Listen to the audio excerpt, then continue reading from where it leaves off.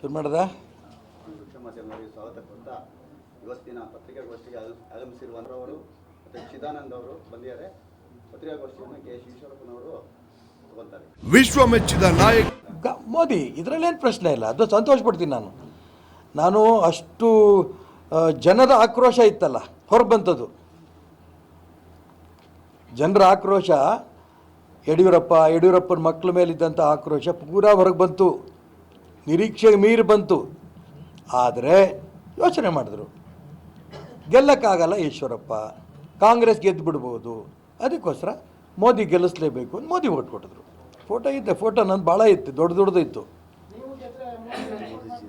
ಹೇಳಿದ್ರೆ ನಂಬಬೇಕಲ್ಲ ಜನ. ನಾನು ಗೆಲ್ಲಲ್ಲ ಅನ್ನೋಂಥ ಅಭಿಪ್ರಾಯ ಬರ್ತಿದ್ದಂಗೆ ಕಾಂಗ್ರೆಸ್ ಗೆದ್ದುಬಿಟ್ರೆ ಕಷ್ಟ ಅಂಥೇಳಿ ಎಲ್ಲವೂ ರಾಷ್ಟ್ರೀಯವಾದಿಗಳು ಮೋದಿಗೆ ಓಟ್ ಕೊಟ್ಟರು. ಇದರಲ್ಲೇನು ತಪ್ಪು ಇಲ್ಲ, ಸರಿ ಇದೆ. ಗೊತ್ತಿಲ್ಲ ನನಗೆ. ನಾನು ಒಬ್ಬ ಮನುಷ್ಯ, ಒಬ್ಬ ಭಾರತೀಯ ಜನತಾ ಪಾರ್ಟಿಯ ಪ್ರಾಮಾಣಿಕ ಕಾರ್ಯಕರ್ತ. ನನ್ನ ಮನಸ್ಸಿನ ಭಾವನೆ ಇಟ್ಟಿದ್ದೇನೆ. ನೋಡೋಣ ಏನೇನಾಗುತ್ತೆ ಅಂತ. ಅರ್ಜೆಂಟ್ ಯಾಕೆ ಮಾಡ್ತೀರಿ? ನಾನು ಹೇಳಿದೆ ನಿಮಗಿಂತ ವಯಸ್ಸು ಚಿಕ್ಕೋದು, ಅದು ಜಾಸ್ತಿ ನಾನೊಂದು. ಬರೀ 70 ನೀವು? ನಾನು 76, ಬರೀ 76. ಇನ್ನು ಭಾಳ ವರ್ಷ ಇರ್ತೀನಿ ನಾನು. ಏನು ಮಾಡಬೇಕು ಬಿಡಬೇಕು ಯೋಚನೆ ಮಾಡ್ತೀನಿ ನಾನು. ನನ್ನ ಪಕ್ಷ ಯಾವುದೇ ಕಾರಣಕ್ಕೂ ನಾನು ಬಿಟ್ಟು ಹೋಗಲ್ಲ. ಆ ಹಿಂದುತ್ವವಾದವನ್ನು ಎಂದೆಂದೆಂದೆಂದೂ ಬಿಡಲ್ಲ, ರಾಷ್ಟ್ರೀಯವಾದವನ್ನು ಎಂದೆಂದೂ ಬಿಡಲ್ಲ. ನೋಡೋಣ, ನಾನು ಹೇಳ್ತೀನಲ್ಲ, ಇದೆಲ್ಲ ಊಹೆಗಳು.